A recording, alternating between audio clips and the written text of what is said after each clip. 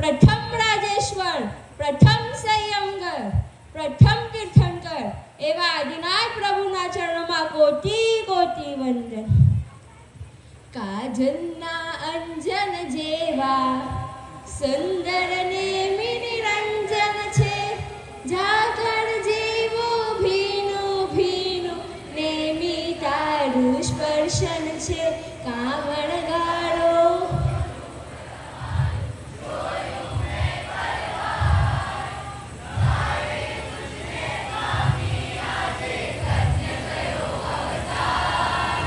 અગડું અગડું જીવતર મારું કરતા સહેલું નેમ છે, મુમુક્ષુઓને મુનિ જીવન આપે વહેલું નેમ છે. ગિરનારે શ્રી પ્રભુ નેમ છે, એ નેમનો મને પ્રેમ છે.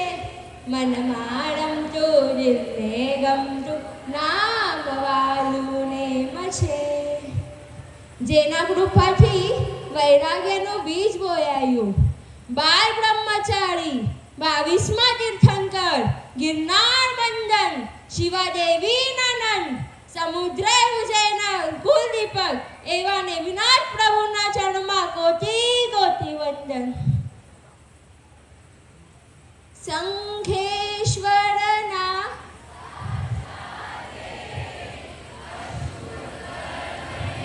પાછા દે, તું છે મારે હાજરા હજુર. ચિંતામણી મારી ચિંતા છૂર, શંખેશ્વર દાદા. શંખેશ્વર મંદન શ્રી શંખેશ્વર કાશીનાથ પ્રભુના ચરણોમાં કોટી કોટી વંદન. મુનિ ક્યારે બનીએ, સુરત ક્યારે લઈએ. સાચેમાં નથી રહેવાની દીક્ષા, ભાવ તો પ્રગટ કરો બોલીને. મુનિ ક્યારે બનીએ, સુરત ક્યારે લઈએ. મુનિ સુરત જેવા અમે ક્યારે બનીએ. મુનિ ક્યારે બનીએ, સુરત ક્યારે લઈએ. બચપનથી જેમની સેવા પૂજા કરી એવા 22મા તીર્થંકર કોકણ શેત્રુંજય મંડન શ્રી મુનિ સુરત સ્વામીના ચરણોમાં કોટી કોટી વંદન. જેના પાવન પગલાથી ધરતી ધવકાર કરે, તે વીર પ્રભુનો વેશ ધરી સંયમ શણગાર કરે.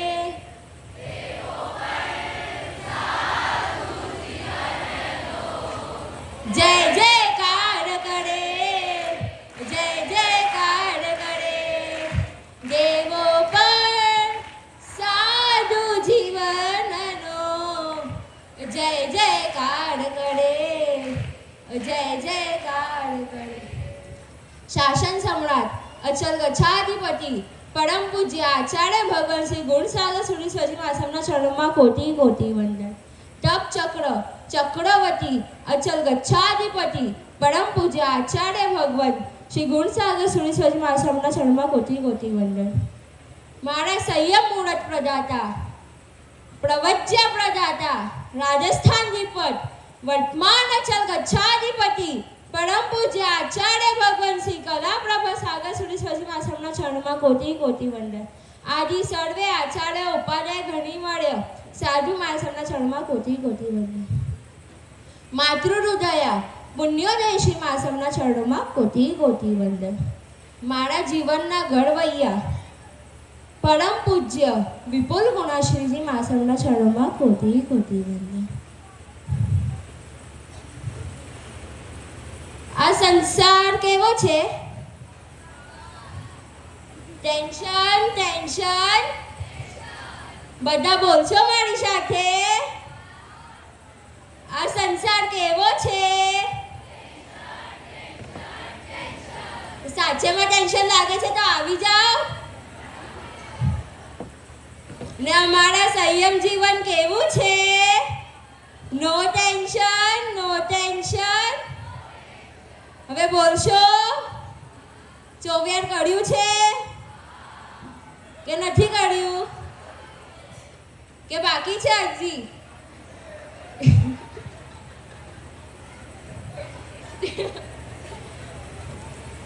સંયમીનું જીવન કેવું? નો ટેન્શન, નો ટેન્શન, નો ટેન્શન. બધાનું એક ક્વેશ્ચન કોમન હરેક મુમુક્ષુઓ માટે શું હશે? વાય દીક્ષા?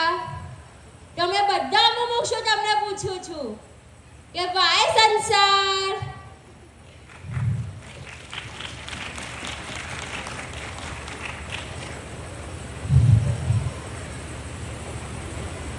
સૌથી પ્રથમ ઉપકાર મારા ઉપર મારા માતા પિતાનું. હે કાર રાત્રિએ કલ્યાણી તેરા જોડ બરાબર કોઈ નહીં, મેરી માँ के बराबर कोई नहीं, मेरी माँ के बराबर कोई नहीं.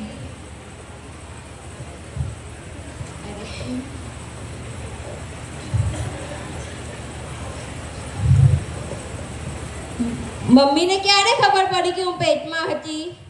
કે જ્યારે મમ્મી પાલિતાણાની જાત્રા કરવા ગઈ હતી ત્યારે ત્યાં મારી માતાશ્રીએ 13 દીક્ષા જોઈ. ગળે આવીને પછી ખબર પડી કે હું પેટમાં છું.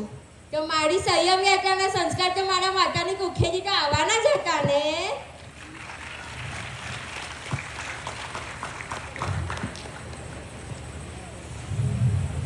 उंगली पकड़ दे तूने चलना सिखाया था ना, पार करा दे बाबा मैं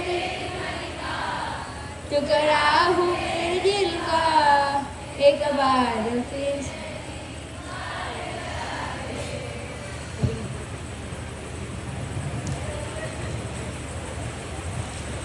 બધાના પપ્પાની ઈચ્છા શું હોય કે મારો છોકરો કે છોકરી સીએ બને, આઈએએસ બને, ડૉક્ટર બને. લેકિન મારા પપ્પાની ઈચ્છા શું હતી કે મારી દીકરી સાચી એક શ્રમણી બને. તો આજે હું પપ્પાને કહું છું કે પપ્પા આજે મેં તમારું સપનું પૂરો કર્યો.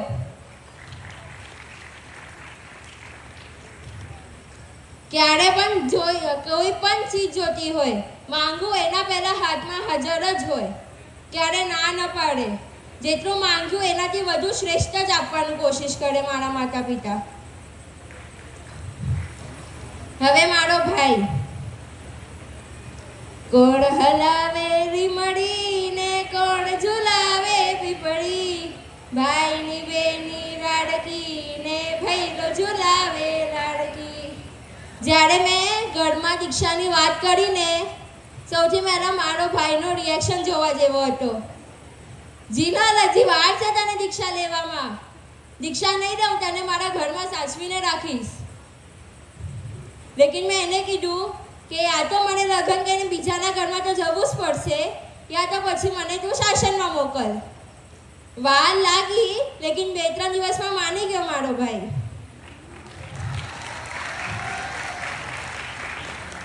એ કે હજી નાની છે તને શું ખબર પડે, તું હજી સંસાર તો જો. તો હું એને પૂછું છું તું આટલા 25 વર્ષથી સંસાર જુએ છે તો તને એમાં શું મળી ગયું?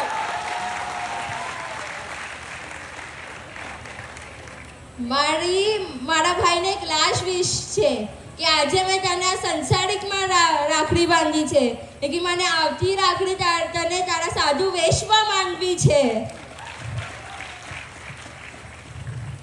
હવે મારા ગુરુ મહારાજ એક જ લાઈનમાં એમનું બધું વર્ણન આવી જાય. ઓ ગુરુમાં તુજને અર્પણ જીવન. મારા ગુરુ મહારાજ મને ગિરનારની 99 વખતે મળ્યા. જ્યારે મેં ફર્સ્ટ ટાઈમ 99 કરવા હું ગઈ હતી ત્યારે થોડોક હતો કે માણસ પાસે નહીં જવાનું, કે આ દીક્ષાના ભાવ થઈ જશે તો મને. લેકિન પછી થોડું મારા પપ્પા કહીને ગયા હતા માસમને કે જીનલને બોલાવજો તમે ગાતા નહીં કરવા. જીનલ ગાતા નહીં કરે એમ આવીને. આજે હું એમને પણ થેન્કફુલ છું કે એમને કીધું તો આજે હું અહીંયા સુધી પહોંચી શકી છું. પછી જ્યારે વેકેશન મળે ને તો માણસે પાસે વયો જવાનો. ભલે મમ્મી પપ્પા કેટલી પણ મને ટ્રીપ્સ માટે બોલે, તું અહીંયા જા અહીંયા જા અહીંયા જા, ના મને ગુરુકુલ વાસમાં જ મોકલે. પછી સેકન્ડ નવાણુંમાં ગઈ, થર્ડ નવાણુંમાં ગઈ, ત્યાં માણસે ભાઈ થોડું થોડું ઘડતર કર્યું. આજે અહીંયા આ રિઝલ્ટ ઊભું થયું છે.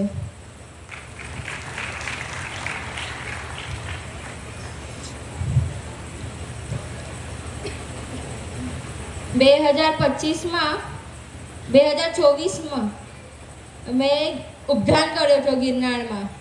ત્યારે દાદાને એક જ વિનંતી કરી હતી, દાદા હવે કાંઈક તો તું રસ્તો બતાવ, યા તો સંસાર યા તો સંયમ. ત્યારે દાદાએ ફાઇનલ જવાબ આપી દીધું હતું કે સંસારમાં રહેવા જેવું છે જ નહીં, સંયમ જ તારું સાથ આપશે. હવે મારો ફર્સ્ટ એન્ડ લાસ્ટ મોટો બટ ઇમ્પોર્ટન્ટ ઉપકાર નેમિનાથ શંખેશ્વર આદિનાથ મુનિસુરત સ્વામીનો, કે જેમના કૃપાથી હું અહીંયા સુધી પહોંચી છું, એ મારા નેમિનાથ દાદા છે. હવે નેમિનાથ દાદાનું કાંઈ વિશેષણ આપવા જેવું તો કોઈ ડિક્શનરીમાં વર્ડ છે જ નહીં. કોઈના પાસે છે તો મને આપી દો. છે કોઈના પાસે?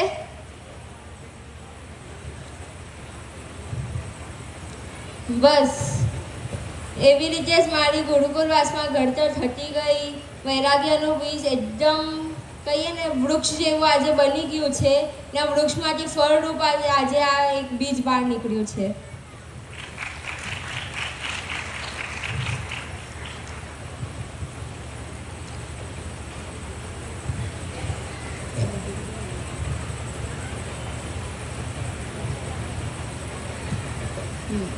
બસ હવે થોડાક જ કલાકોમાં મને આ પ્રિશિયસ રજો હરણ કાલે મળવાનો છે.